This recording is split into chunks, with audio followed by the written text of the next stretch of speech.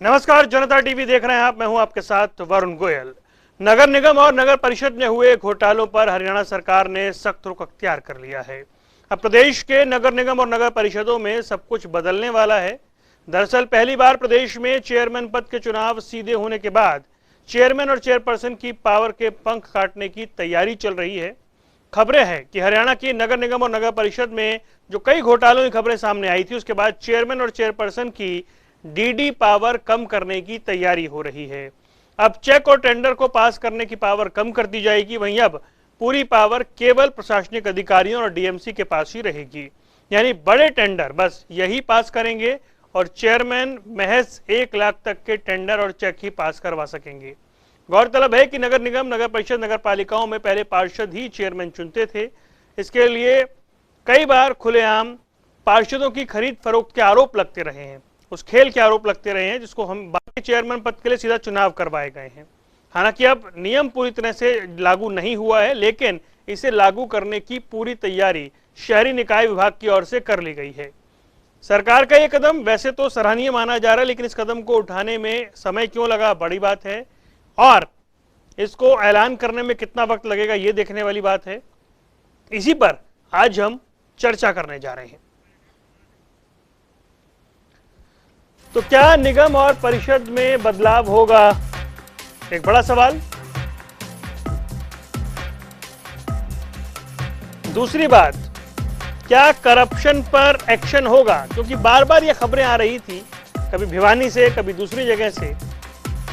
क्या चेयरमैन की पावर पर ब्रेक लगेगा या उनके पंख कतरे जाएंगे, क्योंकि अगर ये जो डीडी चेक वाली बात है, परचेज पावर की बात हो रही है, और सबसे बड़ी बात है भ्रष्टाचार पर रोक लगाने में यह कदम कितना कारगर साबित होगा, यह बहुत महत्वपूर्ण है। और अधिकारियों के पास, जब प्रशासनिक अधिकारियों के पास पावर जाएगी, तब क्या करप्शन कम हो जाएगा, ये एक समझने की कोशिश करेंगे। और नियम लागू करने में समय क्यों लगा, और अभी जब जिस बात की तैयारी हो गई है, तो इसके बाद क्या, यहां से आगे कब ये स्थिति बनेगी, ये देखने वाली बात है।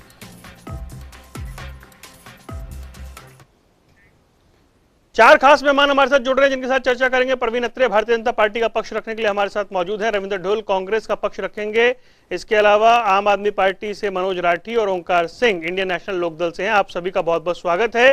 प्रवीण अत्रे जी, ये जो खबर आ रही है कि तैयारी पूरी हो गई है, और निगम के लिहाज से, क्योंकि कभी गुरुग्राम का जिक्र होता है, कभी भिवानी का जिक्र होता है, ऐसे में अगर चेयरमैन की पावर इस तरह से कम की जाएगी, क्या इससे करप्शन पर कुछ हद तक ब्रेक लग पाएगी?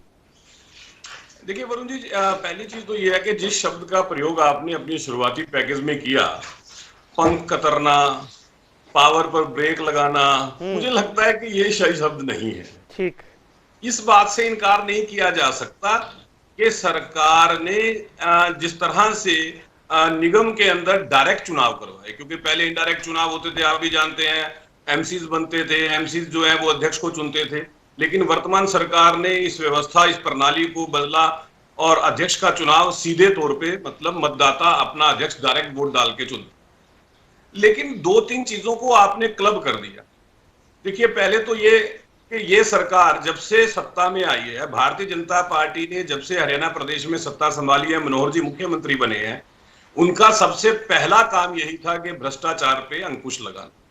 जो पहले की व्यवस्थाएं चली आ रही थी, चाहे भाई भतीजा की बात करें, जातिवाद, क्षेत्रवाद, पर्ची खर्ची, मतलब जो भ्रष्टाचार से संबंधित, उस व्यवस्था को बदलना, और मनोहर जी ने उस व्यवस्था को बदल के दिखाया।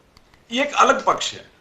दूसरा, जो आप जिस बात का जिक्र कर रहे हैं कि सरकार कुछ नियमों में बदलाव करने जा रही है, देखिए बिल्कुल नियमों में बदलाव होगा, लेकिन अभी वो नियम बनने हैं। वो नियम किस तरह से बनेंगे, क्या क्या नियम बनेंगे, ये तो तभी स्पष्ट हो पाएगा जब नियम बन जाएंगे। लेकिन जो आपने डीडीए पावर की बात की है कि जो अध्यक्ष हैं उनकी डीडीए पावर को कम करना, इस बारे में एक बात तो स्पष्ट है कि जो हमारे मंत्री हैं, मंत्रियों के पास भी डीडीए पावर नहीं होता, क्योंकि हमारी जो कार्य प्रणाली है, जो व्यवस्था बनी हुई है संवैधानिक दायरे के अंदर, उसमें विधायिका का अलग अलग काम है, लेकिन जो एडमिनिस्ट्रेशन जो होता है, जो अधिकारी गण है, उनका एक अलग काम है।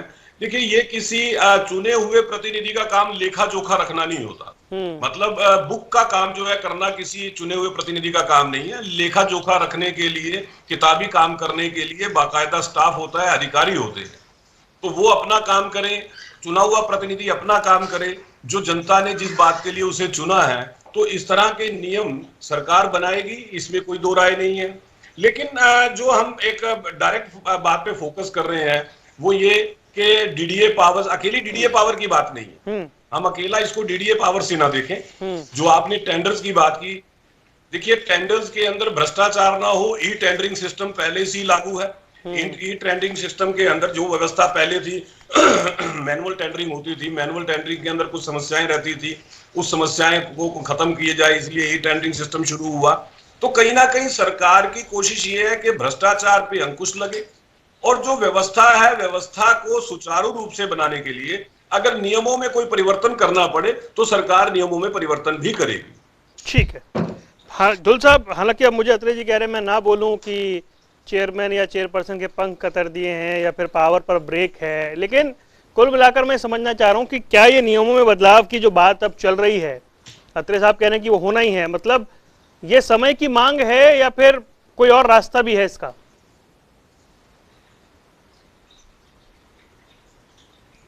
ढुल साहब, आवाज मिल रही है आपको? आवाज आ रही है मुझे। जी सर, सवाल दोबारा दोहराऊं? नहीं, कोई आवश्यकता नहीं है। जी बताएं। मेरे को ये पता नहीं लग रहा है कि मैं स्क्रीन पे शो हो रहा नहीं है। आप एक नहीं, आप दिख रहे हैं हमें, आप जवाब दे जरा। और बहुत खूबसूरत दिख रहे हैं। मैं ये कह रहा था यहाँ पर कि जो ये यहाँ पर एक प्रपोजल लेकर के आए हैं कि भाई चेयरमैन के इनकी जो है पावर को कम करके सब कुछ अधिकारियों को सौंपना, मेरे हिसाब से एक प्रकार से अधिकारी राज लागू करने का एक तरीका मात्र मैं इसको मानता हूँ। ये कोई गारंटी नहीं है कि अधिकारी किसी प्रकार का भ्रष्टाचार नहीं करेंगे, पहली बात। और दूसरी बात जो है, अधिकारी के ऊपर चेयरमैन को जो इलेक्टेड रिप्रेजेंटेटिव इसलिए बिठाए जाते हैं ताकि इनकी पावर्स को कर्टेल करके उनकी जनता के प्रति जवाबदेही को तय किया जा सके। ये दूसरी बात। अब आ जाती है बात नंबर 3, जिसको हमको बहुत अच्छी तरह से समझना है कि फरीदाबाद का एक बहुत बड़ा घोटाला आया म्युनिसिपल कॉर्पोरेशन का। उसके अंदर क्या उसमें नाम जो आया वो अधिकारियों के नाम आए। सभी के सभी लोग जो उस कॉर्पोरेशन के घोटाले के अंदर थे, सभी के सभी लोग जो अधिकारी थे, 200 करोड़ से ऊपर का घोटाला है। गुड़गांव के अंदर कितने करोड़ के घोटाले हैं हम अंदाजा भी नहीं लगा। सीएम विंडो की कितनी कंप्लेंट्स है, मेरे पास में खुद निजी जानकारी है, जहाँ पर की फेक बिल्स बना करके अधिकारी वहां पर पैसा खाने का काम कर रहे हैं। तो क्या अधिकारियों को ज्यादा पावर देना लोकतंत्र के लिए सही है? मैं तो अर्बन लोकल बॉडीज के इस प्रपोजल की कतई भी एक्सेप्ट नहीं करता। अच्छी बात है डायरेक्ट चुनाव करवाए चेयरमैन के। अब जब चुनाव डायरेक्ट हो ही गए हैं तो उस परिस्थिति में जब चुनाव डायरेक्ट हो ही गए हैं तो उस परिस्थिति में हमें इस बात को समझना चाहिए कि अब वो पहले जैसी खरीद फरोख्त तो रही नहीं। जब वो पहले जैसी खरीद फरोख्त नहीं रही तो सरकार को क्या डर है उन चुने हुए प्रतिनिधियों को पावर देने से? ये तो वही बात होगी कि फिर विधानसभा का भी क्या काम है? अब समझिए कि काम तो सारा चीफ सेक्रेटरी को करना होता है। चीफ मिनिस्टर के पास पावर क्यों? चीफ मिनिस्टर के पास पावर इसलिए होती है कि जो पूरा एडमिनिस्ट्रेशन है उसकी जवाबदेही को तय किया जा सके और उनकी पॉलिसी लागू की जा सके। इसी प्रकार से उसी प्रोपोर्शनेट में इन लोगों के पास, छोटी सरकार के पास में पावर होनी चाहिए, मेरा ये मानना है। ठीक है वरुण जी, देखिए वरुण जी, मैं थोड़ा सा ढुल साहब ने मेरे को लगता है थोड़ा बात को नहीं समझा, क्योंकि मैंने अपनी बात में स्पष्ट किया कि जिन नियमों को बनाने की बात हो रही है अभी वो नियम बने नहीं, इसलिए मैंने डीडीए पावर का जिक्र किया है। यहाँ पे हम भी ये कह रहे हैं कि हमारा विषय है भ्रष्टाचार पे अंकुश लगे। नियमों में कुछ बदलाव होगा, लेकिन क्या क्या बदलाव होगा उस विषय पे तो अभी बात ही नहीं की जा सकती। तो इसलिए ये कहना कि सब कुछ अधिकारियों के हवाले कर दिया जाएगा, ये ठीक नहीं है। दूसरी बात, स्वयं रविंदर जी ने ये बात कही कि मुख्यमंत्री जी जो हैं उनका काम रहता है कि वो व्यवस्था को, जिम्मेदारी को तय करें, व्यवस्था को बनाए, जबकि काम चीफ सेक्रेटरी करते हैं। ये बात रविंदर जी भी मानते हैं। तो यही बात हम कह रहे हैं कि जो हमारे चुने हुए प्रतिनिधि हैं, जिनको जनता चुन के भेजेगी, जिनको जनता ने चुना है, उनके पास वो अधिकार रहे जो विधायिका के पास। डीडीए पावर का यहाँ बार बार जिक्र हो रहा है, तो डीडीए पावर तो मंत्री जी के पास भी नहीं होती। डीडीए पावर नहीं होती, हम सब जानते हैं। तो अभी सीधा सा किसी नतीजे पे पहुंच जाना कि सबको, अधिकारियों को सब कुछ सौंप दिया जाएगा, वो मुझे लगता है बहुत जल्दबाजी है। अभी उसमें विषय पे बात ना करें तो ज्यादा ठीक है। नहीं, लेकिन विषय तो हमने ठीक चुना है ना चर्चा के लिए, क्योंकि मामला सबसे जुड़ा हुआ है। नहीं बिल्कुल है वरुण जी, विषय गलत नहीं है, हाँ। लेकिन जो चीज अभी हुई नहीं है हाँ। उस पर चर्चा करने का मुझे तो नहीं लगता कोई लाभ ठीक है है। ओंकार जब जी, वो हो जाएगा फिर चर्चा की जाए। ठीक है ओंकार जी भाई, नियम आता हूँ एक बार। ओंकार जी, ये जो बदलाव की बात हो रही है और इसमें ऐसा लग रहा है कि थोड़ा सा जो चेयरमैन चुने गए हैं इनके पास थोड़ी सी पावर तो कम हो जाएगी, या थोड़ी होगी ज्यादा होगी चलिए बाद में पता लगेगा, लेकिन नियम में बदलाव होने जा रहा है। करप्शन कैसे रुकेगा, इससे रुक जाएगा क्या?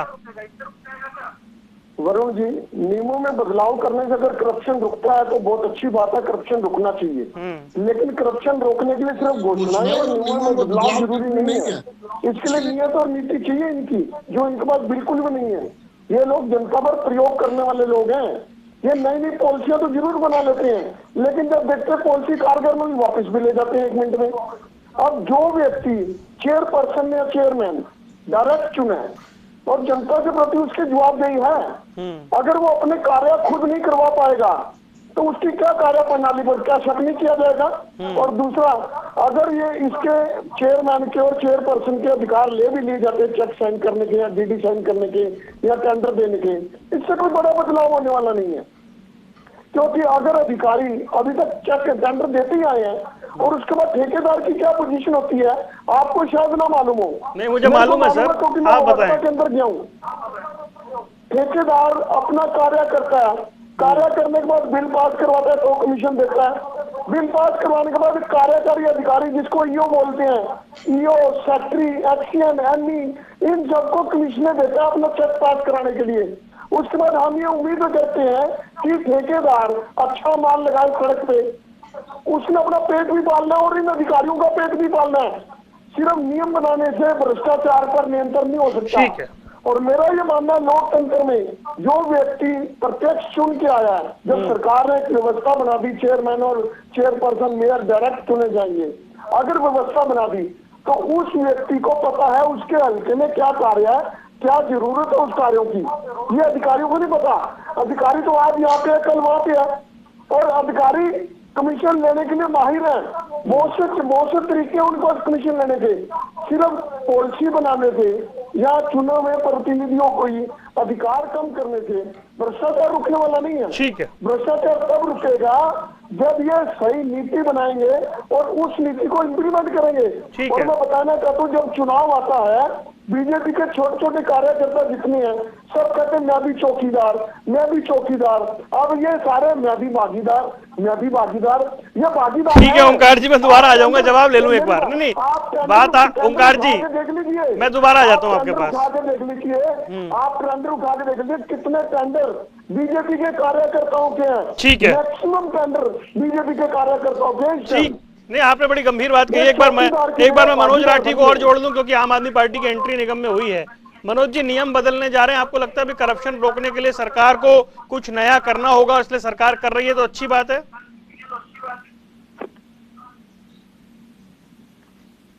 राठी साहब, लगता राठी साहब तक आवाज नहीं पहुंच रही। चलिए लौटेंगे। प्रवीण अत्री जी, आपने सुना, देखिए एक बड़ी महत्वपूर्ण बात ओंकार जी कह रहे हैं। ओंकार जी कह रहे हैं अगर नियम बदलने से करप्शन रुकते, और ये पहले वाली व्यवस्था अगर अधिकारी और चेयरमैन, वो व्यवस्था तो वैसी की वैसी है। नहीं देखिए, मैंने फिर वही बात अभी जिस विषय पे बात हम कर रहे थे, जब रविंद्र जी ने बात करनी शुरू की थी, ओंकार जी तो मुझे लगता है कि विषय भ्रमित हो गए। अभी तो नियमों में बदलाव नहीं हुआ, अभी नियम क्या बनेंगे ये अभी फिक्स नहीं। लेकिन ओंकार जी ने एक कदम आगे बढ़ते हुए एक बात कही कि वर्तमान व्यवस्था के अंदर लूप होल है। वो कहते हैं कि वर्तमान व्यवस्था में ऐसे हालात हैं कि ठेकेदार को कमीशन देनी पड़ती है। चलिए मैं हाइपोथेटिकली ओंकार जी की बात को मान लेता हूं। अगर ओंकार जी मानते हैं कि वर्तमान व्यवस्था के अंदर कुछ कमियां हैं और सरकार उन कमियों को दूर करने की बात करती है, सरकार उस व्यवस्था को बदलने की बात करती है, उस पर भी ओंकार जी को एतराज है। अब ओंकार जी खुद फैसला करें कि वो वर्तमान व्यवस्था जिसमें लूप होल है वो ठीक है या सरकार जो व्यवस्था बदलना चाहती है वो ठीक है। पहले तो ये निर्णय कर ले। एक सवाल मेरा भी है, जब भी हम भ्रष्टाचार की बात करते हैं, भ्रष्टाचार पे चोट की बात करते हैं, मुझे कई मित्रों को लगता है बहुत तकलीफ होती है, तुरंत वो उसके डिफेंस में आके खड़े हो जाते हैं, तुरंत वो तरह तरह के कुतर्क करने शुरू कर देते हैं। होना तो ये चाहिए वरुण जी कि अगर भ्रष्टाचार को खत्म करने के लिए सरकार कहती है कि हम कुछ कदम उठाने जा रहे हैं, कुछ नियमों में बदलाव करने जा रहे हैं, तो मुझे लगता है कि मेरे मित्रों को समर्थन करना चाहिए कि हाँ बिल्कुल अच्छी बात है, इससे भ्रष्टाचार खत्म होगा। लेकिन एक और चीज अब उन्होंने एक बात और कह दी कि देखिए ज्यादातर टेंडर बीजेपी के कार्यकर्ताओं के हैं, मैक्सिमम टेंडर बीजेपी के कार्यकर्ताओं के हैं। मतलब कहीं ना कहीं वो ये भी मानते हैं कि जो दूसरे लोग हैं टेंडर तो उनके भी हैं, लेकिन ज्यादा बीजेपी के कार्यकर्ताओं के हैं। मुझे ये कुतर्क लगता है। मुझे एक बात बताइए कि कैसे डिफाइन किया ओंकार जी ने, या कैसे आइडेंटिफाई किया भाई जो आदमी कॉन्ट्रैक्टर का धंधा कर रहा है, बिजनेस कर रहा है, वो एज ए कॉन्ट्रैक्टर काम कर रहा है और वो किसी राजनीतिक दल से जुड़ा हुआ है, उसकी कोई राजनीतिक विचारधारा है, तो क्या उसके ऊपर बंदिश लग जानी चाहिए?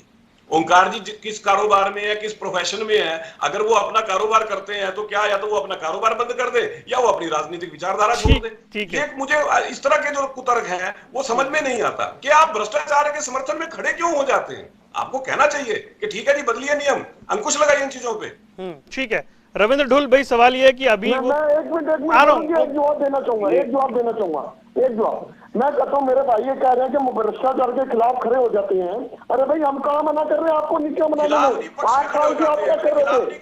8 साल से क्या कर रहे थे? घर पे आटा गूंद रहे थे क्या? 8 साल से आप भ्रष्टाचार की विरोधी नीति बनाओ। इतने बड़े बड़े घोटाले हो गए 8 साल में, अभी तक आपको पता ही नहीं लगा। और जहाँ तक मैं बताना चाहता हूँ कि बीजेपी के कार्यकर्ताओं के टेंडर है, आप लिस्ट ले लीजिए किसी भी कमेटी की, उनके एड्रेस देख लीजिए, उनके सारे बायोडाटा निकाल लीजिए। बीजेपी के ओंकार जी ठीक है, अब आपका जवाब आ गया। देखिए बाकी प्रवक्ता इंतजार कर रहे हैं। ढुल साहब आप सुन रहे थे चर्चा, देखिए बात ये हो रही है कि भाई अभी नियम नहीं आए हैं तो अभी इतनी जल्दबाजी है कहना, लेकिन क्या अफसरशाही हावी होने का डर है आपको? जी डर नहीं, ये सच्चाई है। अफसरशाही जो है हावी है, इसी कारण से तो ये आपको भ्रष्टाचार जो दिख रहा है चारों तरफ। मैं तभी कह रहा हूँ कि एडमिनिस्ट्रेशन को कंट्रोल करना, एडमिनिस्ट्रेशन के ऊपर नकेल डालना डेमोक्रेसी का बहुत एक महत्वपूर्ण रोल है, जो है एग्जीक्यूटिव को कंट्रोल में रखना। तो यहाँ पर ये बहुत ज्यादा आवश्यक है कि जनप्रतिनिधि उनके ऊपर पूरी की पूरी उनकी जवाबदेही हो। अब बताइए कि मैं आपको गारंटी दे सकता हूँ कि कौन से म्युनिसिपल कॉर्पोरेशन आरटीआई में हम एप्लीकेशन लगा करके जानकारी मांगते हैं। आरटीआई की एप्लीकेशन के लिए भी 5-6 महीने धक्के खिलाए जाते हैं। आप जानकारी तो भूल जाइए, हजारों की संख्या के अंदर जो है फेक टेंडर जो है अफसरशाही के पूरे हरियाणा की जानकारियां बिल्कुल, मतलब मैं कह रहा हूँ आरटीआई एक्टिविस्ट के पास में है। बहुत सारी कंप्लेंट्स हैं, बहुत सारी विजिलेंस की कंप्लेंट्स हैं, गुड़गांव की कंप्लेंट्स हैं, फरीदाबाद, जितनी भी म्युनिसिपल कॉर्पोरेशन खास करके दिल्ली एनसीआर के एरिया की, वहाँ की सैकड़ों कंप्लेंट्स जो है इस समय पर पेंडिंग है विजिलेंस के पास में। अफसरशाही निश्चित तौर पे वर्तमान में हावी है। हमें आवश्यक है अफसरशाही को कंट्रोल में करने की। तो जब आप चेयरमैन और वाइस चेयरमैन की यदि हमने पावर छीनने का प्रयास किया, वो और भी ज्यादा हावी हो जाएगी। उसके बाद में वो उनके ऊपर नकेल नहीं कसी जा सकती, वो किसी की नहीं सुनने वाले। इस बात को हमें समझना चाहिए। ठीक, आता हूँ सर, मनोज जी के बाद एक बार भी जाना नहीं हो पाया। आ रहा हूँ अत्रे जी आ रहा हूँ आपको। एक बार जल्दबाजी मत कीजिए, नतीजे पे मत आइए। अभी ठीक है, पावर नहीं छीन रहा, नंबर 1। नंबर 2, आप जैसा वकील अगर यहाँ बैठ के ये कहेगा कि आरटीआई में जब हम कोई जानकारी मांगते हैं तो हमें धक्के खिलाए जाते हैं, तो ये थोड़ा हास्यास्पद हो जाएगा। क्योंकि आप भी जानते हैं कि आरटीआई के कानून है, ये उस कानून में टाइम फ्रेम दिया हुआ है कि किस अधिकारी को कितने समय में जवाब देना है। अगर वो नहीं देगा तो उसके ऊपर जुर्माना लग सकता है, अगर उसके बाद कोर्ट की कार्रवाई शुरू हो सकती है। ये सारे नियम आप तो जानते हैं, कोई वैल्यू नहीं है, कोई फाउंडेशन है उसमें। एक मिनट आप इसका मतलब ये कह रहे हैं कि कानून भी काम नहीं करता, नहीं कर रहा है। आरटीआई कानून को भारतीय जनता पार्टी सरकार ने कमजोर किया है। ठीक है, सूचना के अधिकार अधिनियम में सूचना आयुक्तों का संवैधानिक स्टेटस हटाने का काम किया भाजपा सरकार ने। अब कोई नहीं सुनता। जो आरटीआई कानून 2002 में बना, प्रवीण जी वो समय गए जब आरटीआई में इंफॉर्मेशन लेते थे हम। मैं आपसे नहीं ले सकते। बताइए भाजपा सरकार ने क्या बदलाव कर दिया उस कानून में, ये बता दीजिए। भाजपा सरकार ने कॉन्स्टिट्यूशनल स्टेटस हटाया उनका। कि जब एक बंदिश है उसके अंदर, आप भी जानते हैं ना, बंदिश है, आरटीआई एक्ट में अमेंडमेंट की गई है भाजपा सरकार के द्वारा, और कैसे ऐसा हो सकता है? संवैधानिक स्टेटस को हटाया। सर मुद्दा सूचना का अधिकार नहीं है, मुद्दा भ्रष्टाचार और अफसरशाही के ऊपर नकेल डालना है। वो तभी डल सकती है जब डेमोक्रेसी, जब नहीं, मैं कह रहा हूँ आपको आपको मिल जाए तो बताइएगा। आप अब लगाइए ना। मेरा यही सवाल है। हमने पहले जो खूब काम कानून है किया है, वो आज आप समयबद्ध लगाइए, है, आज जानकारी वो टाइम मांगिए, आपको बाउंडेशन चलिए है, एक चर्चा आरटीआई पे कर लेंगे सर। प्रावधान है, उसमें कैसे संभव है ये? चलिए अत्रे जी, प्रत्यक्ष ढोल साहब, एक प्रमाण की चर्चा आवश्यकता आरटीआई पे कर नहीं है। लेंगे, एक चर्चा आरटीआई पे कर प्रमाण लेंगे। जी हाँ, ढोल साहब कंप्लीट करें। आ रहा हूँ, फिर आ रहा हूँ, जा रहा हूँ, एक बार ढोल साहब कंप्लीट मैं करें ये अपनी कह बात। रहा हूँ, मुद्दा मैं इसको राजनीतिकरण इस चीज के ऊपर इसलिए नहीं करना चाहता हूँ क्योंकि ये मुद्दा पूरे प्रदेश के विकास से और कॉर्पोरेशन के छोटी सरकार से संबंधित है, तो वो किसी की भी हो सकती है। मैं ये कहता हूँ कि सरकार की आज के दिन में जो ड्यूटी, अर्बन लोकल बॉडीज जो डिपार्टमेंट है, उसकी आजकल में ड्यूटी है कि जब आपने डायरेक्ट इलेक्शन कराए हैं तो जो आपकी छोटी सरकार है उसको एम्पावर करें, न कि उनकी पावर्स को कम करें। उनको एम्पावर करेंगे तो फिर वही बात कह रहा हूं। रहेगी अफसरों के ऊपर। ये बेहद महत्वपूर्ण है और ये और बढ़ाइए। मैं कहता हूँ पावर जी मुझे एक बात बताइए, अत्रे जी आऊंगा जब आपके पास। सरकार ने डायरेक्ट चुनाव किया अत्रे तो जी। क्या वो छोटी सरकार को पावरफुल नहीं किया? क्या उसको एम्पावर नहीं किया जब डायरेक्ट चुनाव कराया? ये बात आप भी जानते हैं। दूसरी नहीं, वो बात, स्वागत ही कर रहे हैं। जो यहाँ पे नियमों अत्रे की जी, वो बात तो हो स्वागत रही ही कर रहे हैं इस बात है, का। उन नियमों में तो कोई अभी बदलाव नहीं हुआ। पहले समर्थन कर बदलाव रहा तो हूं आप देख लीजिए। मैं ये कह नहीं, रहा नहीं, हूँ कि प्रवीण जी। अगर डीडी पावर नहीं होती, क्या मंत्री जी के पास डीडी पावर होती है? अच्छा प्रवीण जी सुने ना एक मिनट, क्या मंत्री के पास प्रवीण डीडी जी, पावर होती है? DD power? अरे नहीं प्रवीण जी, जी, वो वरुण जी, आपने जी। डायरेक्ट चुनाव कराया, उसका स्वागत ही कर रहे हैं, वो मना नहीं कर रहे। हाँ वही मैं कह रहा हूँ, नहीं, वो मान स्वागत रहे ही कर हैं। रहे हैं। नहीं, लेकिन ढोल साहब उसके इस मामले में बावजूद बड़े ये स्पष्ट है, मैं कहते जानता हूँ। समय से पहले आके ये कहते हैं कि आप उसको कमजोर करेंगे। मैं उसके ऊपर सवाल ठीक करा। है, एक बार मनोज राठी बहुत देर से इंतजार कर रहे हैं, मैं गया नहीं क्योंकि अब निगम में आम आदमी पार्टी की एंट्री हो गई है। मनोज राठी, अगर सरकार भ्रष्टाचार कम करने के लिए कुछ बदलाव करती है नियमों में तो उसका स्वागत करते हैं आप? बिल्कुल बिल्कुल, अगर सही नीयत हो सरकार की भ्रष्टाचार कम करने की तो स्वागत करेंगे। मैं क्या पूरा हरियाणा स्वागत करेगा? लेकिन नीयत तो साफ हो, तरीका तो बढ़िया हो भ्रष्टाचार कम करने का। भ्रष्टाचार ऊपर से कम होता है भाई साहब, नीचे से कम नहीं होता। तो तभी तो चेयरमैन की पावर कम हो रही है ना। हाँ जी, तभी तो चेयरमैन की पावर कम हो रही है। हाँ तो इससे भ्रष्टाचार कम हो जाएगा। आप बताओ ऊपर से मतलब क्या भाई, सबसे ऊपर तो चेयरमैन ही बैठा है ना। फिर सरपंच की पावर कम होने से भ्रष्टाचार कैसे हो जाएगा? अधिकारी को पावर तो क्या अधिकारी भ्रष्टाचार नहीं करते? मैं पूछना चाहता हूँ सीएम साहब से, क्या प्रदेश में कोई अधिकारी भ्रष्टाचार नहीं करते? और पावर अगर सीएम साहब भी कम कर दिया तो कैसा रहेगा? मंत्रियों की पावर अच्छा सलाह दी, ठीक है, बताइए क्या करना चाहिए राठी साहब, ये बताइए करना क्या चाहिए?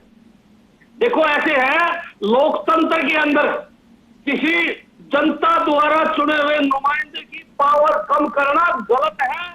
आप ईमानदार आदमियों को अपनी पार्टी में शामिल करो और ईमानदार लोग आगे आएंगे तो भ्रष्टाचार कम हो जाएगा। ठीक है, भ्रष्टाचार कम अफसरों के हाथ में पावर देने से नहीं होता। अंग्रेजों के समय भी अफसर राज करा करते, आज आप सारे अधिकारियों को पावर दे दो। देखो मैं खुद जिला पार्षद था पिछले 5 वर्ष में, हमने देखा है अगर सही तरीके से सरकार चाहे तो भ्रष्टाचार नहीं हो सकता। आम आदमी पार्टी दिल्ली में है, आम आदमी पार्टी पंजाब में है, हमने वहां भ्रष्टाचार करने का तरीका ढूंढ लिया ना। अरे भाई, आपका आम आदमी पार्टी का दिल्ली का स्वास्थ्य मंत्री भ्रष्टाचार के मामले में जेल में बंद है। राठी जी, दिल्ली का स्वास्थ्य मंत्री भ्रष्टाचार के मामले में जेल में बंद है और आपका पंजाब का स्वास्थ्य मंत्री भी भ्रष्टाचार के मामले में जेल में है। आपके दोनों मंत्री जेल में है भ्रष्टाचार के मामले में, और आप क्या बात कर रहे हो भ्रष्टाचार की? आप अखंड भ्रष्टाचार में जुड़े हुए हो, मंत्री आपके जेल में है। अरे बढ़िया बात सर, आराम से बात करिए सर। देखिए लोकतंत्र की खूबसूरती, कहाँ कोई लड़ने वाला शो थोड़ी है सर, चर्चा वाला शो है ये। खूबसूरती है। 3 महीने के अंदर मैं कह रहा हूँ वरुण जी, लोकतंत्र की खूबसूरती देखिए। जिस पार्टी के मंत्री भ्रष्टाचार में बंद है वो हमें ज्ञान दे रहे हैं यहाँ पे। ठीक है, लड़िए मत जी, लड़िए मत सर, लड़िए, आराम से बात करेंगे। राठी साहब बात कंप्लीट कीजिए सर। मैंने सवाल पूछा था कि कैसे कम करने का तरीका क्या है, आप कह रहे हैं अफसरों के हाथ में ज्यादा पावर नहीं देनी चाहिए। ओंकार जी कुछ कह रहे हैं, फिर प्रवीण अत्रे जवाब देंगे। ओंकार जी। वरुण जी देखो, भ्रष्टाचार कम करने के लिए सरकार जो भी नीति लाएगी हम उसका समर्थन करेंगे, क्योंकि भ्रष्टाचार कम होगा तो हमारा देश प्रगति करेगा, इसमें कोई दो राय नहीं है। लेकिन मेरे भाई ढोल साहब जो कह रहे थे आरटीआई के बारे में, मैं उसका समर्थन करता हूँ। भ्रष्टाचार और आरटीआई में बहुत गहरा संबंध है। अगर आपको आरटीआई की सूचना टाइम पर मिलेगी तो भ्रष्टाचार उजागर होगा। और मैं बताना चाहूंगा, आरटीआई में मेरे भाई बार बार कह रहे थे ना टाइम बाउंड है। हाँ, 30 दिन का टाइम है। 30 दिन में अगर आरटीआई की सूचना नहीं मिलती तो 250 प्रतिदिन के हिसाब से जुर्माना लगेगा और मैक्सिमम 25,000 लगेगा। वरुण जी, आपको सुनकर हैरानगी होगी, अम्बाला कैंट के ईओ के ऊपर 7 बार 25,000 का जुर्माना लगवा लिया, अगले फाइन भर देते हैं, सूचना नहीं देते। और जो ये चीफ इंफॉर्मेशन कमिश्नर है, ये बिना दांत का एक शेर बिठा दिया। अब तो चीफ इंफॉर्मेशन कमिश्नर से आप हैरान हो जाओगे, सेकंड अपील में 8 महीने की डेट मिल रही है, 8 महीने की डेट, 6 महीने, 8 महीने, 10 महीने की डेट दे रहा है। अगर कमीशन ऐसा कर रहा है, इसका मतलब सरकार कहीं ना कहीं आरटीआई को कमजोर कर रही है। आरटीआई का अगर एक्टिविस्ट बढ़िया रहेगा, आरटीआई कानून बढ़िया रहेगा, तो भ्रष्टाचार पर अंकुश लगेगा। और मेरे भाई परवीन अख्तर जी, ठीक है, भ्रष्टाचार पर अंकुश लगवाना चाहते हैं तो आरटीआई जवाब ले लूं? मजबूत करें, इसमें और ऐसा प्रावधान बनाए ताकि आरटीआई में इंफॉर्मेशन टाइम बाउंड हो। ये 25 दिन 30 दिन के बाद 25,000 का जुर्माना भर देते हैं, क्योंकि इनको पता 25,000 का जुर्माना भर के करोड़ों रुपए का। ठीक है, जवाब ले लेते हैं। अख्तर जी, जवाब दीजिए, जवाब दीजिए सर। ऐसा है, जो ओंकार जी ने बात कही कि आरटीआई कानून के अंदर 25,000 रुपए जुर्माना है और वो अधिकारी 7 बार उसने जुर्माना लगवा लिया, जिसका भी ये उदाहरण दे दो। आरटीआई का कानून यूपीए सरकार में कांग्रेस के कार्यकाल में आया था, नियम कांग्रेस के बनाए हुए हैं, उन्होंने जो नियमों का प्रावधान किया उस प्रावधान के तहत ही 25,000 रुपए का जुर्माना है। लेकिन आलोचना ओंकार जी हमारी कर रहे हैं। पहली बात, अरे रुक तो जाओ भाई यार, अब जल्दबाजी बहुत करते हैं। देखिए, जो कानून आरटीआई का वो ढूल साहब ने बनाया था और ढूल साहब ने उसके अंदर जो प्रावधान रखे, एक एक करके रुक जाए सर, सारे ना बोले प्लीज, सारे ना बोले, सारे ना बोले प्लीज। देखिए, ऐसा है कि आरटीआई का कानून ढुल साहब ने बनाया, नियम ढुल साहब ने तय किए, 25,000 रुपए का जुर्माना लगेगा, ढुल साहब ने तय किया।